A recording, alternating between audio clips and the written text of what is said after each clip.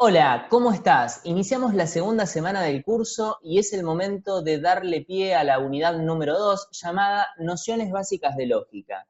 Esta unidad nos va a llevar al menos 3 clases, dado que es una unidad muy extensa. Vamos a aprender en la clase de hoy qué es la lógica, de qué se ocupa esta disciplina, y vamos a aprender el lenguaje de la lógica proposicional que nos va a permitir formalizar no solo las proposiciones, sino también los razonamientos. Y esa formalización, más adelante, la clase que viene, nos va a permitir a su vez determinar qué razonamientos son válidos y qué razonamientos son inválidos. Sin más dilaciones, entremos directamente en el primer eje de la clase, que consiste precisamente en responder a la pregunta, ¿qué es la lógica?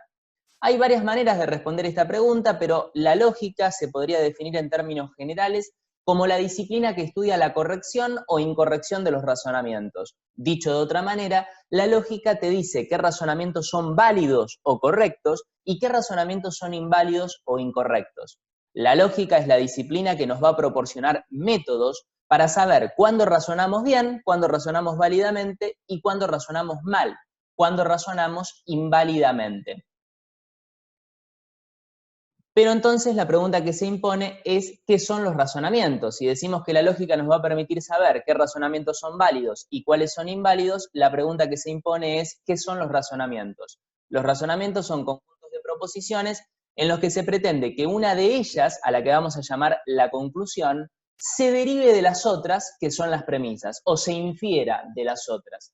Para que vos tengas un razonamiento no podés tener una proposición aislada del tipo hoy es martes. No, tenés que tener un conjunto de proposiciones, al menos dos, y que una de ellas, que va a ser la conclusión, la proposición a la que se arriba, se derive de las otras que van a ser las premisas.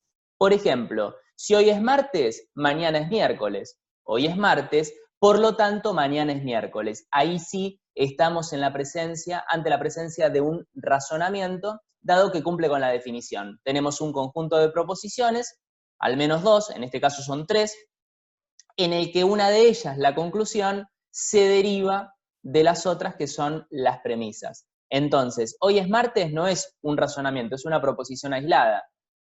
Si hoy es martes, mañana es miércoles, hoy es martes, por lo tanto mañana es miércoles, sí es un razonamiento. Te digo más, va a ser un razonamiento válido o deductivo, es algo que vamos a ver con mayor detalle en las próximas clases, pero hoy te lo adelanto.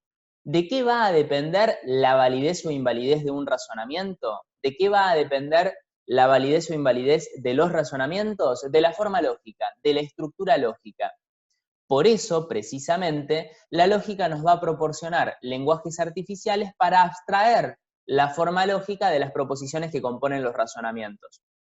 Te lo digo de otra manera, si el razonamiento de la diapositiva anterior, ahora vuelvo, si este razonamiento, si hoy es martes, mañana es miércoles, hoy es martes, por lo tanto es miércoles, es válido, como yo te estoy contando ahora, lo es por su forma lógica. Entonces, la lógica proposicional, que es el sistema lógico que vamos a aprender cuyo lenguaje vamos a aprender hoy, nos va a decir que esto se simboliza de una determinada manera. Si P, entonces Q, P, por lo tanto Q. Y esa forma lógica va a ser válida. Todavía entonces no vimos cómo se formalizan las proposiciones, pero ya sabés que la formalización a la que vamos a llegar al final de esta clase apunta precisamente a que vos puedas abstraer la forma lógica de los razonamientos y de esa manera determinar cuáles son válidos y cuáles son inválidos, porque la validez, y me conformo con que recuerdes esto por ahora, depende exclusivamente de la forma lógica. No tiene en absoluto que ver con el contenido, no tiene que ver con el contenido descriptivo de las proposiciones que componen el razonamiento, sino con la forma lógica. Hay formas lógicas que son correctas o válidas y otras formas lógicas que son incorrectas o inválidas. La lógica precisamente nos va a permitir identificar cuáles son válidas y cuáles son inválidas. Como te adelantaba, lo que vamos a ver en esta clase es un sistema lógico llamado lógica proposicional, que es la parte de la lógica que estudia la formación de proposiciones complejas o compuestas a partir de proposiciones simples y la inferencia de proposiciones a partir de otras proposiciones. Entonces, a lo que apuntamos en esta clase es a aprender un lenguaje artificial, el que nos va a proporcionar la lógica proposicional, para saber cómo se forman las proposiciones compuestas a partir de las proposiciones simples. Y luego, si sabemos abstraer la forma lógica de los razonamientos, podremos aplicar la clase que viene un método que nos va a permitir decir qué razonamientos son válidos y cuáles son inválidos. Pero recordemos entonces de la clase pasada, ¿qué es una proposición? ¿Cómo vamos a entender nosotros el término proposición? Como una oración informativa. ¿Te acordás que la clase pasada vimos que, de acuerdo con las intenciones de los hablantes, el lenguaje podía cumplir diferentes funciones: directiva, expresiva, ceremonial o informativa? Y habíamos dicho que la función informativa era la propia de las oraciones que tenían valor de verdad. Oraciones que describen algún aspecto de la realidad, que puede ser real o no, y que entonces se trata de oraciones de las cuales tiene sentido decir si son verdaderas o falsas. Bueno, a esas oraciones informativas las vamos a llamar proposiciones o enunciados. En este curso vamos a usar como sinónimas las expresiones proposición y enunciado. Lógicamente, los razonamientos van a estar compuestos por proposiciones, por oraciones informativas. En un razonamiento no vas a tener oraciones expresivas del tipo la vida es una herida absurda o una oración directiva del tipo abrime la puerta. No, va a haber oraciones informativas, va a haber proposiciones. Ejemplos de proposiciones o enunciados para que recordemos: mi perro tiene 4 patas, hoy es martes, si hoy es martes hay clase de metodología. Pero vos ya en esta lista de ejemplos que te estoy dando notás que hay alguna diferencia entre las oraciones 1 y 2 por un lado y la oración 3 por la otra. Por ejemplo, comparemos la 2 y la 3. Hoy es martes. ¿Tiene alguna diferencia con respecto a la proposición si hoy es martes hay clase de metodología? Sí, la diferencia es que una es una oración simple o atómica y la otra es una oración compuesta o molecular. Vamos a definir las oraciones simples o atómicas como aquellas que carecen de conectivas lógicas. Ahora vamos a ver una lista con las conectivas lógicas que existen, pero son aquellas a las que en gramática se llama conectores. Y, o, si, sí, solo sí, o ya te la dije, la negación, ¿sí? Entonces, las proposiciones simples o atómicas no tienen conectivas lógicas o conectores lógicos en gramática y por ende no pueden subdividirse en más de 2 proposiciones. Llueve sería una proposición simple. Hoy es martes sería una proposición simple. Pero también hay proposiciones compuestas o moleculares que son aquellas que se forman a partir de las proposiciones simples mediante el uso de las conectivas lógicas. Entonces, si yo te digo, hoy no es miércoles, ya la proposición es compuesta porque introduje la negación. Si te digo, hoy es martes y estamos en la clase de metodología, entonces es una proposición compuesta unida por la palabra y o por el conector y. Entonces, veamos otros ejemplos de proposiciones simples y compuestas. Proposiciones simples: hoy es martes, hay clase de metodología, llueve. Todas esas son proposiciones simples. Las de abajo, en cambio, van a ser proposiciones compuestas porque contienen conectores lógicos o conectivas lógicas, como las vamos a llamar en nuestra disciplina. Por ejemplo, la primera, no llueve.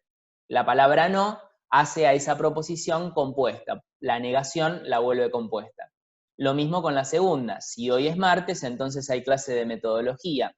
En este caso, la palabra sí es la que vuelve a la proposición compuesta y vamos a ver que esa oración tiene un antecedente y un consecuente. Lo vamos a ver más adelante en esta clase. Por ahora me alcanza con que veas que es compuesta. Lo mismo con la última. Hoy es martes y no llueve. Entonces, las de arriba son proposiciones simples porque no tienen ninguna conectiva. No se pueden subdividir en otras proposiciones más simples. Las compuestas, en cambio, se forman a partir de las simples gracias al uso de las conectivas. La lógica proposicional nos va a brindar un lenguaje para que nosotros podamos formalizar cualquier proposición, sea simple o sea compuesta. Y te voy a decir ya cómo lo hace. Con respecto a las proposiciones simples, la lógica proposicional establece que cada proposición simple debe ser representada por una variable proposicional. Esto es muy fácil. A cada proposición simple vos le asignás una letra proposicional. Por convención se empieza por la P. Vos acordate, proposición P, empezás por la P. Entonces, a la primera proposición simple, en este caso hoy es martes, la vas a llamar P. La vas a representar como P. A la segunda proposición simple, hay clase de metodología, la vas a representar como Q. A la tercera proposición simple la vas a representar como R. Y si hubiera una cuarta, la representarías como S, siguiendo con el abecedario. Entonces, con respecto a las proposiciones simples, es muy sencillo. Para cada proposición simple usás una variable proposicional distinta. Pero atención, porque en el caso de las proposiciones compuestas, cada una de las conectivas que forman las proposiciones compuestas va a tener a su vez su signo lógico característico. Entonces, para simbolizar las proposiciones compuestas, como te adelantaba, la lógica proposicional establece que cada conectiva lógica va a tener al menos un signo lógico que la representa. En realidad, vamos a ver que hay más de una variante. La negación, por ejemplo, se puede simbolizar con un guión, se puede simbolizar con este signo que tenés acá arriba en la primera proposición, no llueve, se puede simbolizar con un gusanito. Cualquiera de las opciones es viable, es decir, cada conectiva lógica va a tener a su vez distintos signos lógicos que la representan. Alcanza con que uses uno de esos signos lógicos. Entonces yo acá te doy algunos ejemplos. La negación se puede representar, por ejemplo, con este signito. El condicional material se puede representar con la herradura o con la flechita, como vamos a ver. Y la conjunción se puede representar con esta especie de sombrerito o bien con el puntito, igual al signo multiplicación. Entonces, fíjate que vamos a aprender también a simbolizar las proposiciones compuestas. Cada proposición compuesta va a estar formada por una conectiva, y cada conectiva lógica tiene su propio signo lógico característico que yo acá te resalté en rojo antes de que veamos una por una las conectivas. De modo tal que ahora sí, en este cuadro, te doy un pantallazo general de todas las conectivas que existen y que vamos a ver ahora una por una. La negación es simplemente la palabra no, o nunca, o no es cierto que, o jamás. Acá pusimos el ejemplo simple, no está lloviendo. Se puede representar, como te decía, con este signito, con un gusanito, con el guión propio del signo menos de matemática, en fin, hay varias maneras. La conjunción, que es introducida por la expresión y, pero, aunque, ya lo vamos a ver en detalle, puede ser representada o bien por este sombrerito, o bien por este signo, por esta letra I, o bien por el puntito. En fin, nuevamente, vos podés usar el signo que más te guste. La disyunción se puede representar con una B corta pequeña, está lloviendo o está soleado, sería un ejemplo de una disyunción que vamos a llamar incluyente o inclusiva. Vamos a ver ahora que hay otra que es exclusiva y que se simboliza con una W. Ahora simplemente te las estoy adelantando antes de ver una por una las conectivas. El condicional material, por ejemplo, si está soleado, entonces es de día. Siempre que tengas un condicional vas a tener un antecedente, que va a ser la condición suficiente, y un consecuente, que va a ser la condición necesaria. El condicional se suele simbolizar o bien con la flechita, o bien con la flechita o bien con la herradura. Y finalmente, la quinta conectiva que vamos a ver es el bicondicional material, que se suele introducir con la expresión del lenguaje natural sí y solo sí, y que se usa frecuentemente para las equivalencias. Está nublado, sí y solo sí, hay nubes visibles. Los signos lógicos que suelen representar el bicondicional son la doble flechita o la triple raya horizontal. Te reitero, vos podés usar cualquiera de los dos signos lógicos alternativos. Yo te muestro distintas variantes para que cuando veas en el material teórico práctico los ejemplos, no te pierdas y sepas que cada conectiva se suele representar con distintos signos lógicos. En general, nosotros vamos a mantener un consenso y vamos a representar, por ejemplo, la conjunción la representamos con el puntito, el condicional con la herradura, el bicondicional con la triple raya horizontal, pero vos también podés usar los otros signos, no hay problema. Entonces, fíjate que ya te lo dije, pero te lo voy a reiterar. Las conectivas lógicas, en definitiva, son los nexos lógicos que nos permiten formar las proposiciones compuestas a partir de las proposiciones simples. Si no hay conectiva lógica, si no hay nexo lógico, no vamos a tener una proposición compuesta, vamos a estar ante una proposición simple. Si yo te digo, está lloviendo, esa proposición es simple. Si antecedo la negación y te digo, no está lloviendo, va a ser una proposición compuesta porque va a tener un nexo lógico que la vuelve compuesta. Muy bien, entonces veamos ahora una por una esas conectivas que yo te presenté de una manera muy general antes. La primera es la negación. Si P es una proposición, no P va a ser la negación de P y se denota por ejemplo, el gusanito este antes de la P o por el guión. Si P es una proposición verdadera, ¿cómo va a ser no P? Pensalo, esto es muy intuitivo. Si P es la proposición hoy es martes, ¿cómo va a ser no P? Yo te digo, hoy es martes, es verdadero. Yo estoy grabando este video hoy martes, ¿correcto? Entonces, ¿cómo va a ser no P? Si P es verdadero, no P va a ser falso. Es intuitivo. Precisamente, la tabla lógica de la negación te dice justamente que la negación siempre invierte el valor de verdad de la proposición sobre la cual se aplica. Cada conectiva, y esto te lo agrego ahora, va a tener su correspondiente tabla de verdad. La tabla de verdad te va a mostrar las distintas posibilidades de combinación que existen y, en definitiva, va a manifestar el significado extensional de la conectiva. El significado de la conectiva va a venir dado por la tabla de verdad, de modo tal que podemos decir que el significado extensional de la negación es invertir el valor de verdad de la proposición sobre la cual se aplica. Entonces, en definitiva, cuando P es verdadera, no P es falsa. Cuando P es falsa, no P es verdadera. La negación, entonces, invierte el valor de verdad de la proposición sobre la cual se aplica. Vos fijate que la negación es la única conectiva que se puede aplicar sobre una sola proposición simple. Vos no necesitas utilizar, mejor dicho, no necesariamente la negación va a requerir dos proposiciones simples, puede aplicarse sobre una sola proposición simple. Todas las otras conectivas que vamos a ver van a unir al menos dos proposiciones simples. Por ejemplo, la segunda, la conjunción, que se suele introducir en español con la palabra y que une al menos dos proposiciones simples. Si P y Q son proposiciones, se llama conjunción de P y Q a la proposición compuesta P y Q y se denota, por ejemplo, con este signo. P, sombrerito Q. O como te decía, con el puntito. P, puntito Q. Y entonces acá te doy un ejemplo. Si P significa hoy es martes, Q significa la luna es cuadrada y R significa mañana es miércoles, ¿cómo vamos a interpretar la proposición o la fórmula proposicional P y Q? Y bueno, si P era hoy es martes y Q era la luna es cuadrada, P y Q va a ser hoy es martes y la luna es cuadrada. Y P y R, ¿cómo se va a interpretar? Como hoy es martes y mañana es miércoles. ¿Correcto? Yo te decía, la expresión que en el lenguaje natural suele introducir la conjunción es la I, pero hay otras opciones, además de la I. Tenés la palabra pero, aunque, también, además. En cualquiera de esos casos vas a simbolizar la proposición compuesta con el puntito o con el sombrerito. Si yo te digo, estoy cansado, pero doy la clase, eso desde el punto de vista lógico es lo mismo que decir, estoy cansado y doy la clase.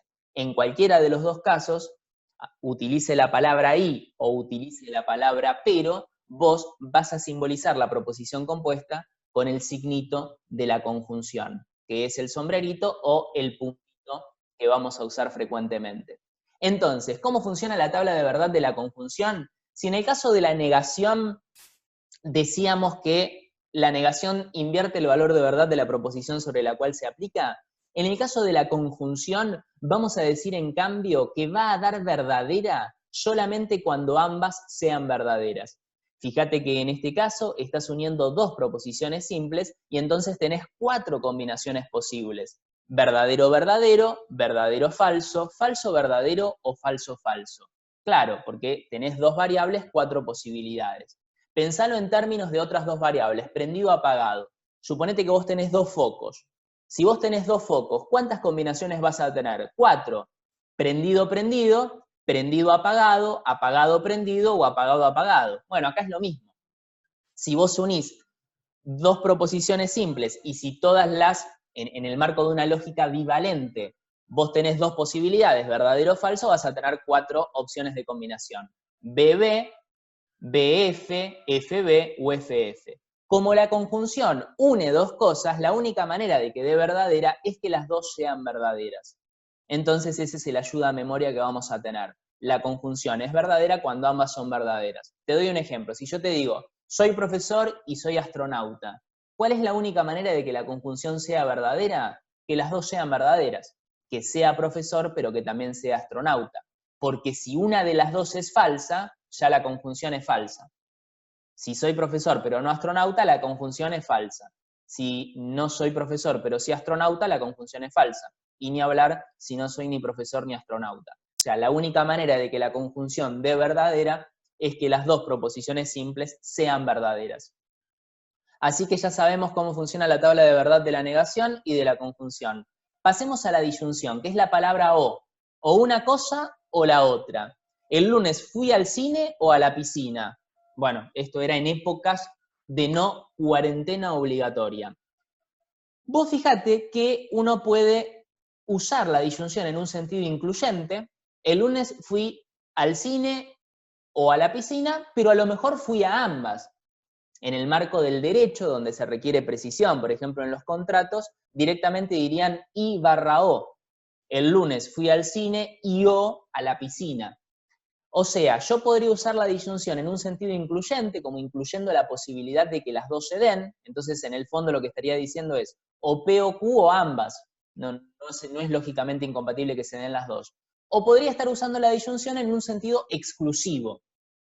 Podría estar usando la disyunción exclusiva si dijera, ojo, o P o Q, pero no ambas. Fui al cine o a la piscina, pero no fui a los dos lugares. En definitiva, lo que va a determinar si la disyunción que estás usando es inclusiva o exclusiva va a ser el contexto. Porque en realidad la palabra que se usa es la o en ambos casos, con lo cual vos vas a tener que acudir al contexto para saber si la disyunción es inclusiva o exclusiva. Por ejemplo, vamos a la siguiente diapositiva. Un uso de la disyunción inclusiva, que como te decía, no excluye la posibilidad de que se den ambas alternativas, por eso es inclusiva, es el siguiente. Estudiaré economía o derecho. Vos terminaste el secundario y decís, estoy entre dos carreras, entre economía o derecho. Vos lo decís en un sentido de o estudiaré una o estudiaré la otra. Sin embargo, desde el punto de vista lógico, no es imposible que vos puedas estudiar las dos carreras, a lo mejor en distintos momentos, a lo mejor en el mismo momento. O sea, desde el punto de vista lógico, la disyunción va a ser inclusiva porque va a ser verdadera, estudies una carrera, estudies la otra o estudies las dos. Fíjate que decir estudiaré economía o derecho es como decir estudiaré economía o derecho o ambas. Aunque no lo digas, la disyunción tiene la función inclusiva. Entonces, cuando la disyunción sea inclusiva, vamos a tener que si las dos son verdaderas, la disyunción inclusiva, que se va a simbolizar con una B corta, también va a ser verdadera. Por eso es inclusiva. Incluye la posibilidad de que se den las dos alternativas al mismo tiempo. Si una de las dos es verdadera, también va a ser verdadera. La única manera de que la disyunción inclusiva sea falsa es que las dos sean falsas. Esa es la regla ayuda a memoria. Solo es falsa cuando ambas son falsas. Claro, por eso es una disyunción incluyente. Incluye que se den ambas alternativas al mismo tiempo. Distinto sería el caso de aquellas proposiciones compuestas disyuntivas que excluyan la posibilidad de que ambas alternativas se den al mismo tiempo. Por ejemplo, el ladrón entró por la puerta o por la ventana en el mismo momento. No puede haber entrado al mismo tiempo por la puerta y por la ventana. Es excluyente. O entró por la puerta o entró por la ventana, suponiendo que esas sean las únicas dos alternativas que haya. Entonces, en ese caso, la disyunción va a ser excluyente. ¿Y cómo te das cuenta? Por el contexto. El contexto excluye que se den ambas alternativas al mismo tiempo. O sea, sería imposible que haya entrado por la puerta y por la ventana al mismo tiempo. Entonces, vos vas a simbolizar esto o bien con una W o bien con una B con una rayita abajo, como elegí acá, pero es lo mismo. Como yo te decía, cada conectiva tiene al menos dos signos lógicos alternativos. Lo que sí me interesa es que veas la diferencia de la tabla de verdad de la disyunción exclusiva con respecto a la tabla de verdad de la disyunción inclusiva. En el caso de la disyunción exclusiva, la única diferencia se va a dar con respecto a la primera fila. Si en la disyunción inclusiva se incluía que ambas alternativas se dieran al mismo tiempo, en la disyunción exclusiva no. Excluye que se den las dos al mismo tiempo. Si las dos son verdaderas, la disyunción exclusiva da falsa. Si una es verdadera, ahí sí es verdadera. Si una es verdadera, ahí sí es verdadera. Si las dos son falsas, lógicamente también va a ser falsa. O sea que si comparás la tabla de verdad de la disyunción exclusiva con respecto a la tabla de verdad de la disyunción inclusiva, vas a notar una diferencia solo en la primera fila. En el caso de la disyunción exclusiva va a ser falsa cuando ambas sean iguales, cuando ambas sean verdaderas o cuando ambas sean falsas. Por eso la regla ayuda a memoria nos dice que da falsa cuando ambas sean iguales. ¿Correcto? Entonces ya vimos la negación, la conjunción, la disyunción en sus dos variantes y pasamos a la cuarta conectiva que va a ser el condicional material. El condicional material, que se puede simbolizar con una flechita o con una herradura, es una proposición compuesta que consta de dos elementos. Un antecedente, que siempre se va a colocar a la izquierda del signo que utilices para el condicional, de la herradura o la flechita, y un consecuente que se va a colocar siempre a la derecha. Entonces, para que vos tengas un condicional material tenés que tener estos dos elementos. Antecedente, que va a ser la condición suficiente, y consecuente, que va a ser la condición necesaria. Al antecedente lo pones a la izquierda de la herradura. Al consecuente lo pones a la derecha de la herradura. El condicional material es la conectiva que expresa mayor dificultad. En primer lugar, porque se puede expresar de distintas maneras. Vos podés expresar el condicional al menos de 4 maneras posibles. Si está soleado, entonces es de día, sería una opción. La expresión sí introduce tu antecedente, está soleado, y del otro lado va el consecuente. Fíjate que el entonces es prescindible.